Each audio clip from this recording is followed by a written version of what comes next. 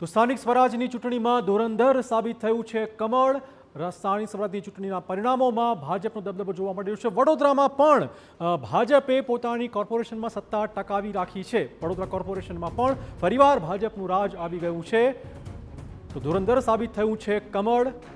વડોદરા કોર્પોરેશનમાં ભાજપે ફરી એક વખત સત્તાનું સુકાન હાંસલ કર્યું છે। વધુ વાત કરવા જોડાશે અમારા સંવાદદાતા અંજલિ। કેટલા પડકારોની વચ્ચે ભાજપે આ સત્તા ટકાવી રાખી છે?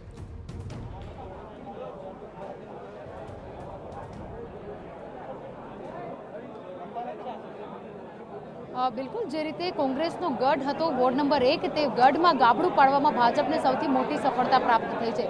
બીજી તરફ જો વાત કરીએ તો વોર્ડ નંબર 13માં પણ પૂરી પેનલ જે છે તે ભારતીય જનતા પાર્ટીના પાડે આવી છે।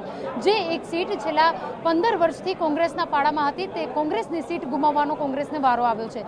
ક્યાંક જે રીતે તમામ જે જૂના જે ઉમેદવારો અને જૂના કાઉન્સિલરો છે તેઓને સાચવવા જતાં કોંગ્રેસે આ હારનો સામનો કરવો પડ્યો હોય તેવી સ્થિતિ હતી। જે પ્રકારે વાત કરીએ વડોદરા શહેરમાં અત્યાર સુધી જે વોર્ડની ગણતરી પૂર્ણ થઈ છે તેવાની અંદર કુલ 5 બેઠકો કોંગ્રેસના ફાળે આવી છે। તે સિવાયની એક બેઠક અપક્ષ એટલે કે જે કોંગ્રેસમાંથી ટિકિટ નહીં મળતા વોર્ડ નંબર 1માં હરીશ પટેલે જે અપક્ષ ઉમેદવારી નોંધાવી હતી તેઓની સૌથી વધુ બહુમતીથી લીડ થઈ છે। જે લીડના કારણે તેઓની જીત મળી છે તે પ્રમાણે જો વાત કરીએ તો વોર્ડ નંબર 15ની કે જે સૌથી વધુ રસાકસી ભર્યો વોર્ડ હતો તે વોર્ડની હાલ ગણતરી હજુ પણ ચાલુ છે। જે રીતે વાત કરીએ કે વોર્ડ નંબર 14ની અંદર ગણતરી દરમિયાન ભારતીય જનતા પાર્ટીના તમામ જે ઉમેદવારો છે તેઓ આગળ હતા, પરંતુ ક્યાંક જે રિઝર્વેશનના કારણે ભાજપનો જે 2 બેઠકો છે તેમાંથી એક બેઠક મધુ શ્રીવાસ્તવની દીકરી એટલે કે દીપા શ્રીવાસ્તવ કે જેઓએ કોંગ્રેસ તરફથી ઉમેદવારી કરી હતી તેઓને જીત મળી છે।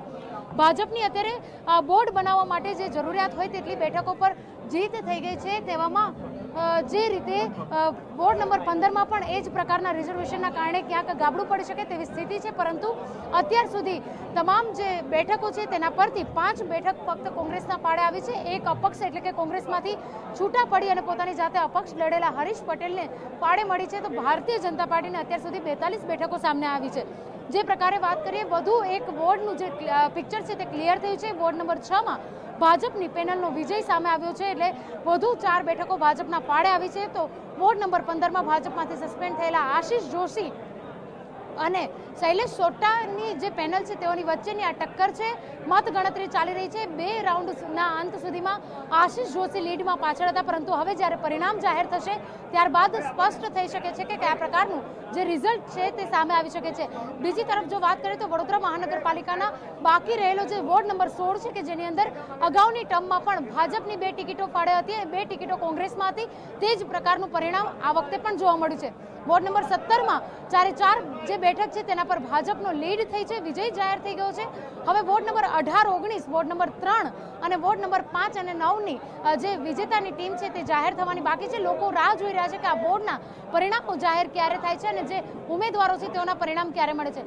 હાલ તો સૌ કોઈની નજર વોર્ડ નંબર 15 પર લાગેલી છે, કારણ કે જે રીતે પ્રતિષ્ઠાનો જંગ છે આ વોર્ડ નંબર 15 એટલે કે ડભોઈના ધારાસભ્ય અને વાઘોડિયાના પૂર્વ ધારાસભ્યની જે રીતે સીધી લડાઈ કહી શકાય તેવો જ ઘાટ અહીંયા આગળ જોવા મળી રહ્યો છે। એટલે વોર્ડ નંબર 15નું પરિણામ જાણવા માટે સૌ કોઈ આતુરતાથી રાહ જોઈ રહ્યા છે। બિલકુલ।